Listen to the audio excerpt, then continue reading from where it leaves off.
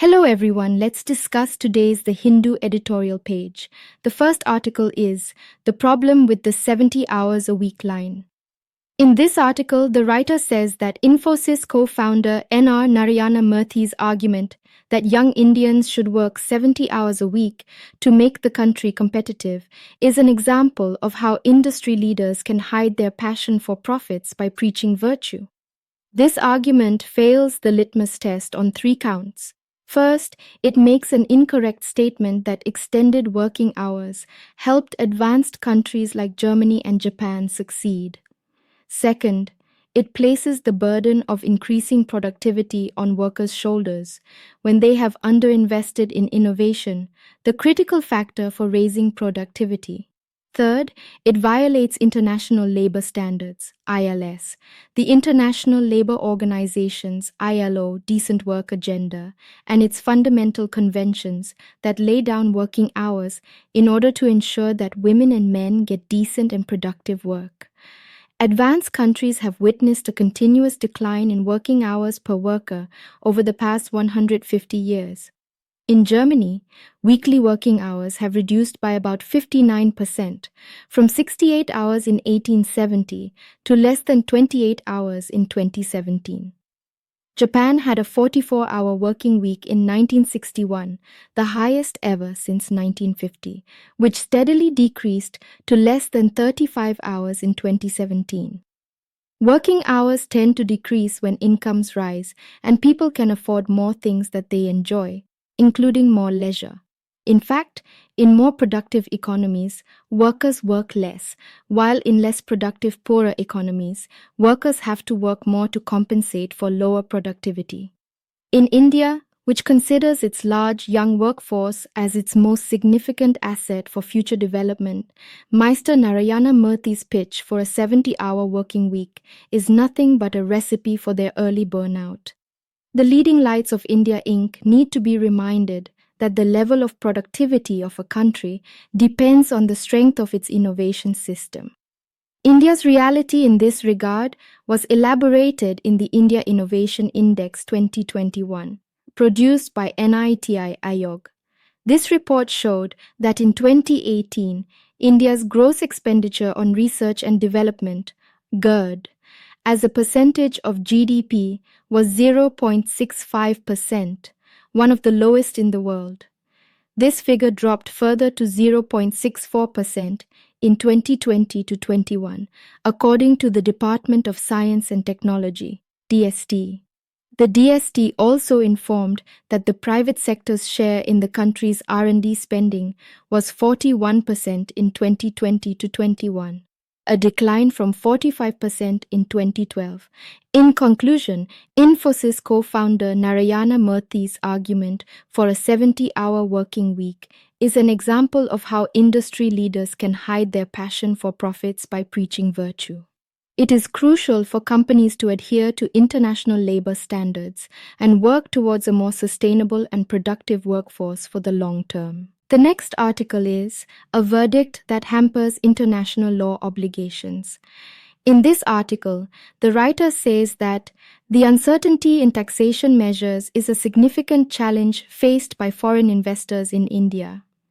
Taxation-related uncertainties arise not only from the actions of the executive, but also from the judiciary, making doing business in India difficult for foreign players. The Supreme Court of India's recent judgment in the Assessing Officer Circle, International Taxation, New Delhi versus MS Nestle SA case, disposed of 11 petitions involving corporations such as Nestle and Steria.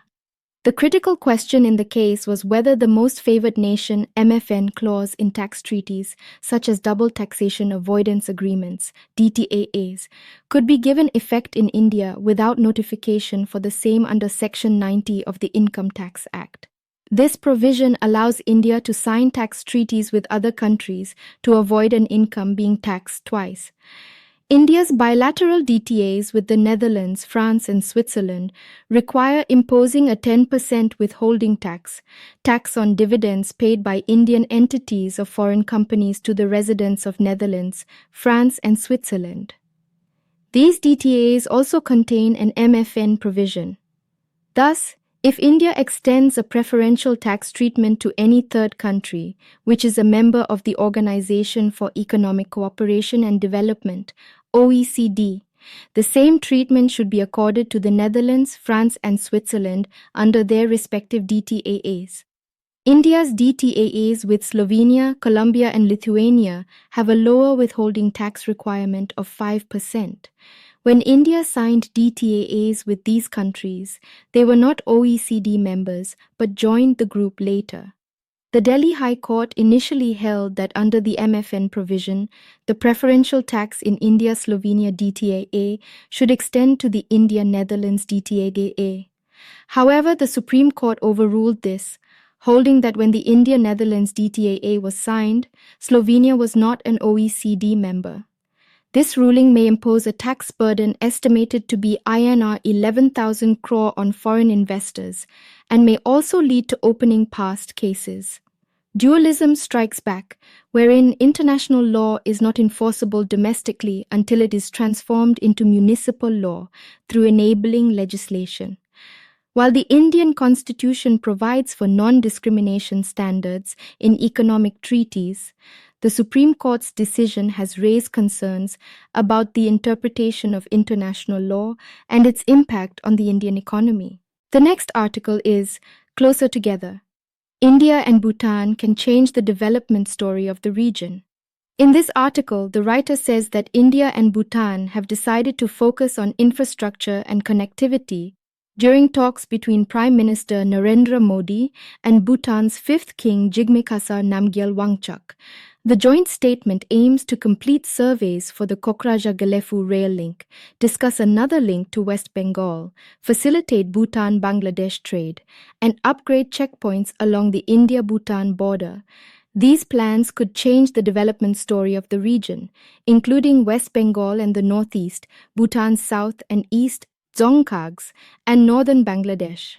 Bhutan's economy has been heavily dependent on hydropower and tourism revenues, which has been affected by the COVID-19 pandemic and concerns over global warming.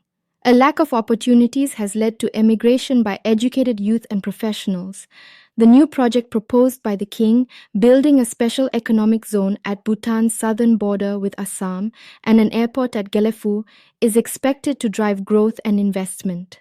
Bangladesh's signing of a preferential trade agreement with Bhutan in 2020 could increase Bhutanese export of local produce and build more markets for Indian and Bangladeshi producers in the sub-region. Effective and time-bound execution is key to these ambitious plans. Given India's problems with Pakistan and sanctions on Myanmar for the 2021 coup, working with other countries on India's peripheral side to build connectivity, markets, and energy links is the most sustainable way forward. The next article is Cease Fire. From being a victim of terrorism, Israel has turned into a ruthless aggressor. In this article, the writer says that Israel's bombing of Gaza has turned the Mediterranean Strip into a graveyard for thousands of children and a living hell for everyone else, according to the Gaza Health Ministry. At least 10,000 people, many women and children, have been killed in Israel's onslaught, which began after Hamas's October 7th cross-border raid. The attack has also displaced 1.5 million people. Over 1 million Gazans have been ordered to move south and continue bombing the enclave. The war has triggered massive protests worldwide, particularly in the Arab street. However, Israel's Prime Minister, Benjamin Netanyahu, has rejected calls for humanitarian pause and only ceasefire. Israeli troops have encircled Gaza City and are involved in street battles with militants. The objective appears to be to topple the Hamas government, kill its commanders, destroy its military infrastructure, and rescue hostages seized by Hamas on October 7th. Israel has lost at least 30 soldiers and is expected to be bloodier once the firing enters Gaza City. If Israel presses on, turning the rest of Gaza into an open prison on fire could have disastrous consequences for West Asia. Yemen's Houthis have already launched attacks against Israel, and the Israeli-Lebanese border remains tense. The only country that can rein Israel in is its patron, the US, however. The Biden administration is yet to act. This is an opportunity for the US to show moral leadership and tell Hamas that it cannot continue to kill Palestinian civilians in the name of its right to defend itself. Israel must be made to cease fire immediately.